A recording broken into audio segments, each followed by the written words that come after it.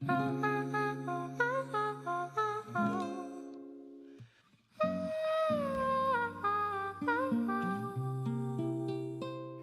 good evening, good night. Welcome to Views from the Chixx. I'm T, and I'm here with Joey's here. Joey's in the house. Joey's in the house. We're missing a third of the chick, Quana. She is not here with us today, but the show must go on. And when we talk about the show must go on, we have a special guest with us today. Joey, who do we have with us today? We have Miss Star Castillo. Thank you for joining us today. How are you? I'm really good. Good. I'm pretty tired, but I'm good. Tired means good, because that means you're working hard, right? Okay. So, Star, tell us a little bit about yourself. Yeah, so I'm a singer-songwriter from Jersey originally, but I live in Philly right now. I go to University of the Arts, and I like to do like R&B pop.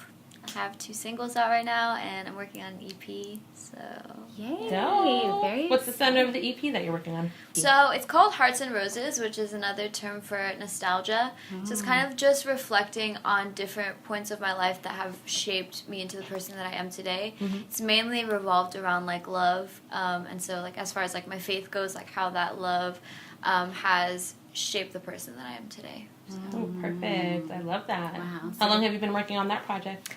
It's been a while. Yeah. I have like the 2 singles, which probably came out almost like a year ago. Like the first one came out almost a year ago, and then Drowning was probably like 6 months ago, something like that. So it's been a while. All But I'm right. trying not to like rush it. Absolutely make it, don't. Yeah. What's your inspiration like when you're coming to writing your music? Like, do you have to be in the moment, feel the vibe, or do you like sit and like, okay, let me come up with this? Or are you just inspired by everything? It's a mixture of both. Sometimes I'm definitely feeling very inspired. Like, I get melodies in my head constantly. Like, I'm always just singing or like humming to myself usually. So a lot of times I'll get home and I'll like write down like a chorus or something that I thought of in my head. But I definitely try and at least like 2 to 3 times a week like sit down and force myself to write. Even if it's not good, just getting in the habit of like free writing. All right, like that. So is there like a special place where you keep like different lyrics that you come up with in like maybe your iPhone, or do you have like a journal that you designate to for your writing? So I've tried like journals before, but I usually just do everything on my laptop or in my iPhone, just because when I'm writing, I do like to sometimes like have creative like input or something. I'll send it to like one of my friends, be like, what do you think of this line? So it's like a lot easier to just share when it's on my iPhone already, like easy to message to someone or whatever. So, and I lose things really easily. I I don't lose my phone too easily, but like journals, Yeah. they're always getting lost. So Yeah. I'm the same. I think I buy like a new journal every month because I'm obsessed with stationery, just the look of it, but the idea of actually utilizing it, I'm like, I know. I'm the same. And then just only imagine if someone found your journal and they have like great lyrical content, and then you'd be like, hold on, that sounds familiar. Yeah. And they're like getting rich off of your lyrics, and then we got problems, right? serious problem. Yeah, crazy. So that's cool that you get your, I guess, feedback from your friends from writing. So describe that process. Like, that's really interesting that you ask for their feedback. So, I'm like a worship leader at my church. Nice. And so a lot of like creative input, a lot of times I'll like play a song for like my pastor, the pastor's wife, or just like the worship team. And we'll kind of see if they have any input as far as like the melody or whatever it is. But right now, like I'm in charge of like, it's kind of like a church plant, but it's focused around creativity and really like having people like realize what their talents are and then use that in the sense of like glorifying God. But it's like, really centered around creativity. So like last week, we're only in our 2nd week, but last week I brought in my own song and I played it for them, and I was like, well, this is the structure of this song, like, you know, let me know if you have any like input or whatever. And it's kind of like a songwriting workshop, but I'm also I like love giving that. people songwriting advice at the same time. Oh, that's dope. Wow. Yeah, that's like one of the ways I do that. Wow. I love that. Me too. That's so creative. Yeah, it's like And just a original. creative space, and like everybody has like a different perception of anything. So what is like, I guess, what is the strangest feedback you've ever gotten from If any. within that creative process. Or maybe something that, you know, like in your writing process or when you're doing your production and everything, something that you hold so dear to you and then someone criticizes it. Are you very sensitive about your craft, or are you open to the criticism? So I haven't gotten like too much feedback as far, maybe it would be like something small, like, oh, maybe you should change like this lyric. Mm-hmm. And so I don't know if that's just because people were like, oh, maybe I should be careful. I like hope that I wouldn't be like intimidating when people like feel like they couldn't criticize my song, because that's like what I want. Mm-hmm. I try to be really open to correction, because I know like that's like a big process of growing, is like being open to feedback. Like that's so important. Yeah. So I definitely welcome creative input, but I guess the only thing, I don't have any necessarily like, moments, but my dad and I, we used to like, when I was younger, when I was around like 13, 14, he would love to just be a part of like the music, and I love that, like I appreciated that, but I was very protective, and of course like being like a teenager, I was like, no Dad, like I want to do my own thing. Especially from blah, your blah. parents, you're like, Yeah. oh God. So I remember I wrote a song, and he was like, oh, we should change the melody here, and I was just like, okay. Did you end up changing I it? changed it, but it took a while.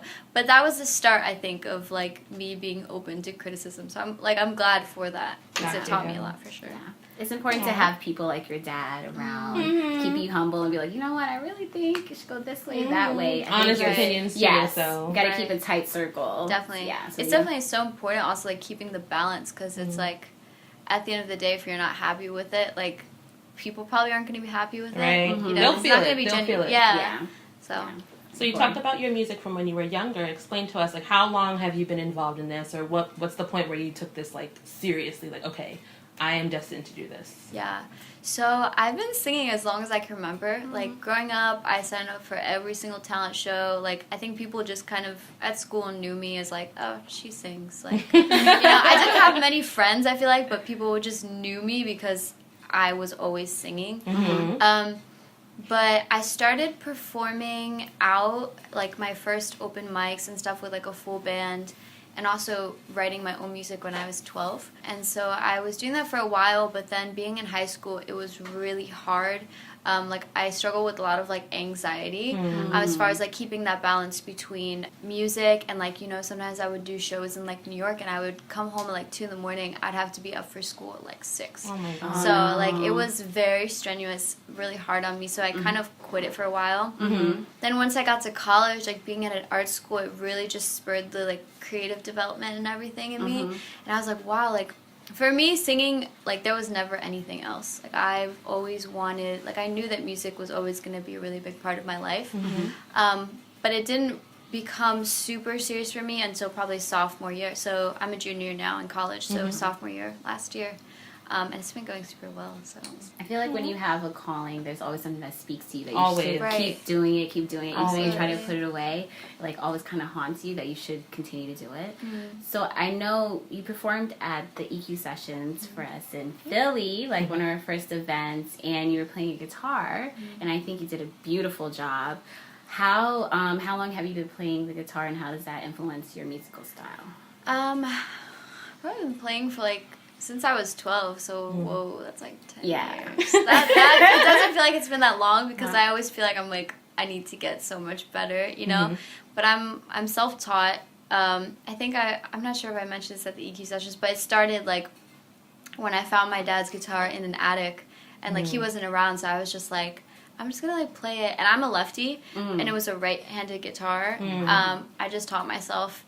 And it just, like, I don't know, it came so easily. It was one of those things that I just, like, started playing, like, it was really easy to me. And so I just kept going with it. I remember one day being like, wow, like, I'm actually kind of good. Like, I'm kind of good at, like, I'm getting the hang of this. And so that's when I was 12, like, I started writing my songs on guitar. And now I don't do it any other way. Like, sometimes, every once in a while, I'll write a song on piano.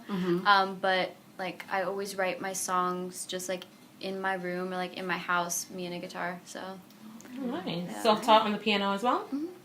Wow. Nice. Did you find that in the attic too? No.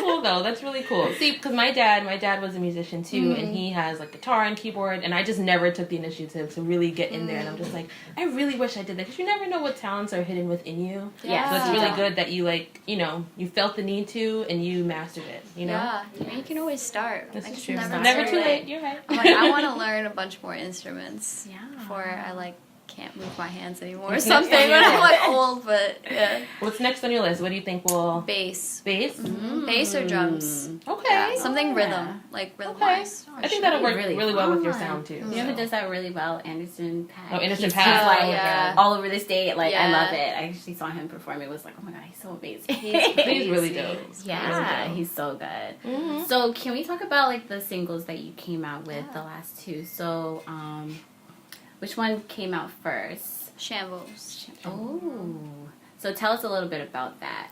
So I wrote that one sophomore year, and it was actually, I was taking a modern pop production class. And the assignment was write a pop song. Like write like what you think is like a typical pop song. Oh god. Yeah, and so I just went with the structure. Like I think I was basing it off of like a Mac Miller song. Was it Mac Miller or was it Ariana Grande? The one they have together? Yeah, That one? I think it was the one that they have together. So I was basing it off that one, and I was partnered with a guy, Jack Callahan, who actually produced that one. And so he had the track already done, and I was like, oh, this is pretty dope. So I just started writing to it, and we went along that route, and it just made this song. And I remember we performed it for the class, and everyone was like, wait, this is really good. Like, you know? So I was like, okay, well, like, we might as well finish it. So we finished it and released it, and that was the first time that I had ever released a song. So it was really crazy for me. Like, it was a really crazy experience. The creative process was really fun, but I think that was really what spurred me writing more and, like, releasing more music and, like, actually doing it, because I had been trying to for a while, and it just seemed like nothing ever, like, worked out or, like, matched up. So that was, like, important because it was the start of, like, me releasing music. So nice. It's like your baby. It is. First baby. All right. You want to play a little bit of it? Should we get into it? Yes. Sure. I'm Star Castillo, and this is my single Shambles.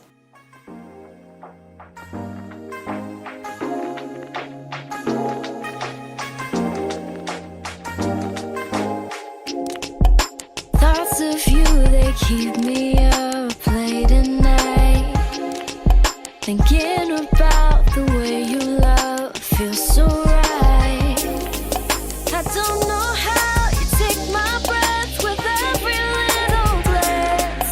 I promise that I will love you in this game of chance. It's your love that has me in shambles.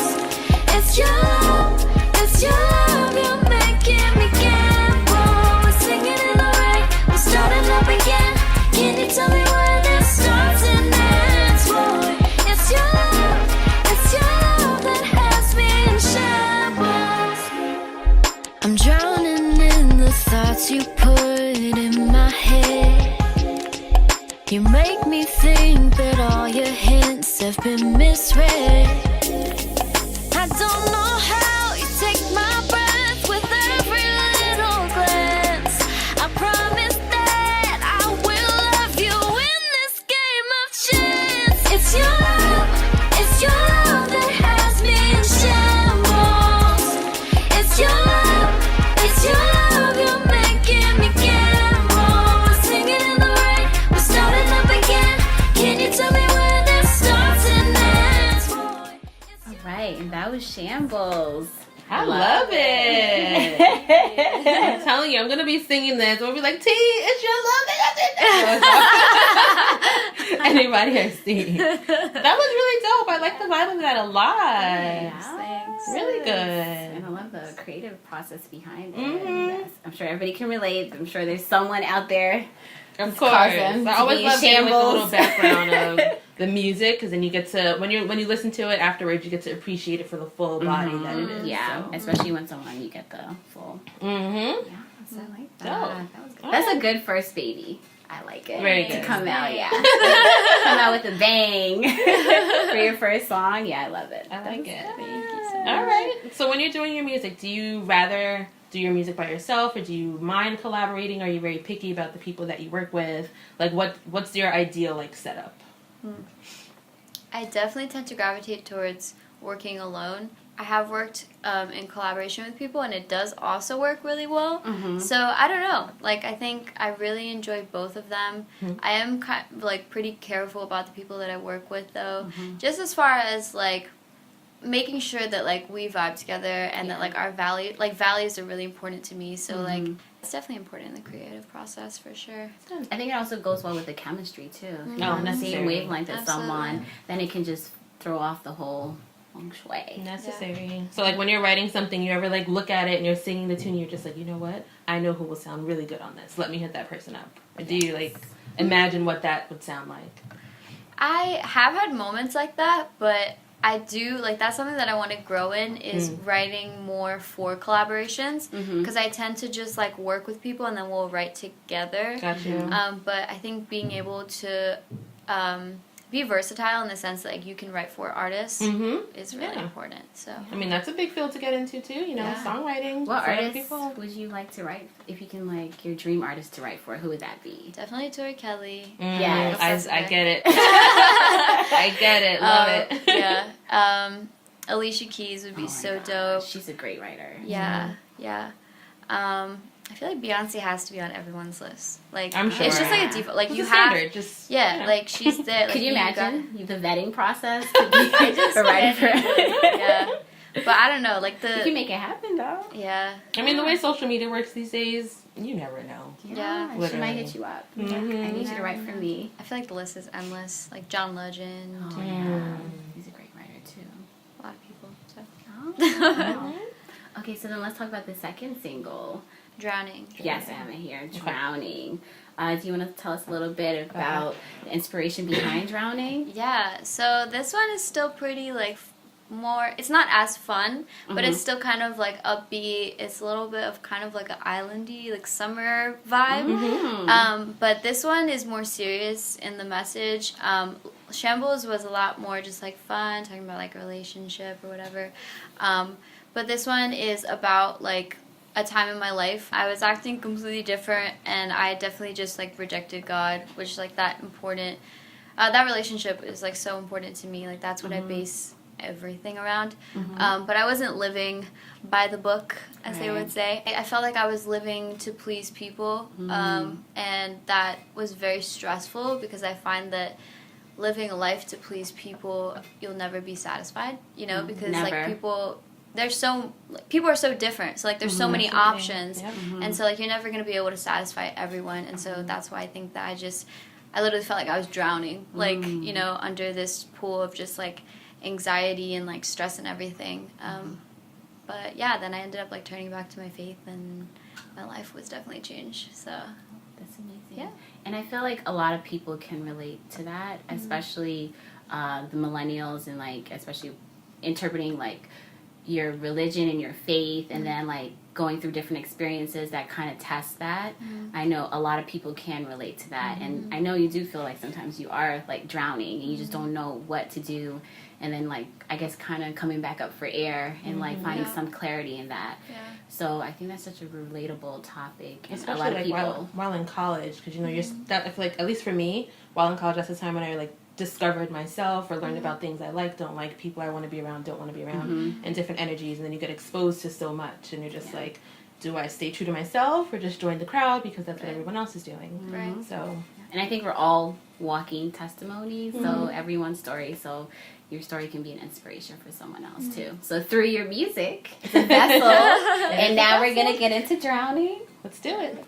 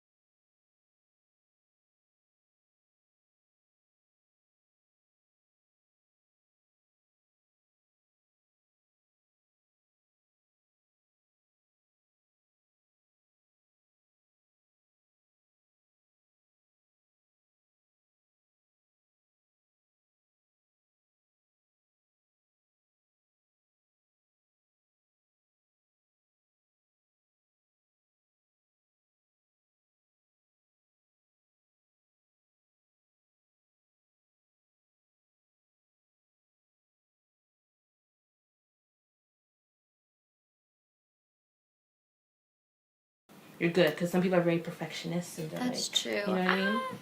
I think they I sound would great consider by it. themselves. No, you don't need know? to. I don't think You don't think so? No, I think I it's might. good. I think it depends on how the rest of the flow. song, like the songs come out, just to maintain that consistency, you know. Gotcha. Mm-hmm. Gotcha. Yeah. All right. All right, so let's get to know Star on the. We have these questions that I'm a little nervous, but The ones you got last time were pretty okay. That's Yeah. true. we had a couple interviews after that, and it was really Some funny. of them The were questions. wild. Let's see if you get the wild one. Yes. So you can get. So we have this segment on the show we call random questions that we like to ask each artist, so we can get to know them on a different level and see what their thought process is. So you want to do the honors and pick. Sure. We'll do 2 questions. Okay. Uh-huh. What is one album that changed your life? Ooh, Oh, that's a good one. That is really, There's a lot, to be honest, but probably Hillsong's, I think it's the Transfiguration album.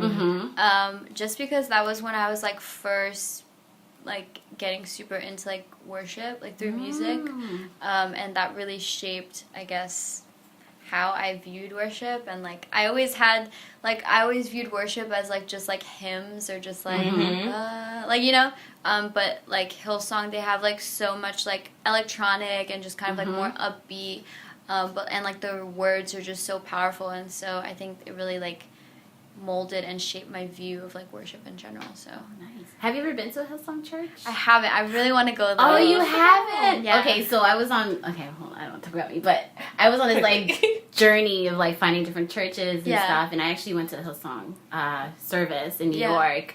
I went on a Sunday, and then they have like Thursday. It's kind of. It was in a club.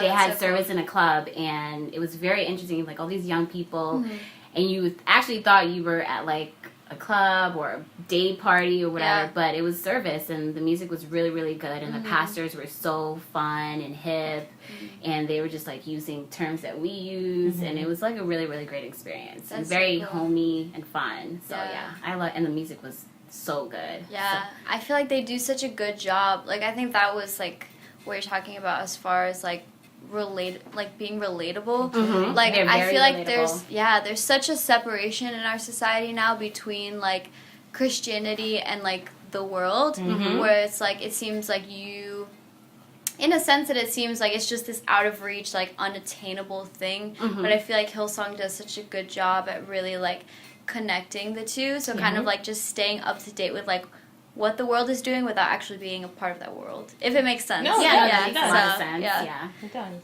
Yeah, Super and dope. Yeah, and it's fine to find that balance, especially in the church. Yeah. So, all right, so let's get into the second question. Round 2. I'm like, this I'm one is hoping a simple, I think it'd be a good one. That first Yes. one was good Getting one. good Yeah. energy here. So. Yeah. Which rapper has the best ad libs of all time? Oh, we did ask I this think one. Alex got this one. Yeah, I remember. You're I literally was in the crowd and I was like, I'm so glad I didn't get that question. Here it is. Man, I had all this time to think about it too. Man, I feel like I don't listen to rap that much. Like I do, but not rappers that hip hop. Like the ad lib. Like the rappers I listen to are all like Christian rappers. Oh, okay. So it's not They like have ad- They might. I don't Not know. really. Like I can tell you which rappers I listen to, which is like Andy Mineo, like Lecrae. Oh, I Words love Played. Lecrae. Lecrae's Does so dope. Lecrae have any ad? I mean, I feel like he has that like that thing in the beginning. He was like, huh. I was gonna say he does a lot of yelling. With the choir. You got it. See, that wasn't so That bad. He does. He does. Yes, he does. He's so good too. My little brother saw him in concert. Did he? Yeah, he.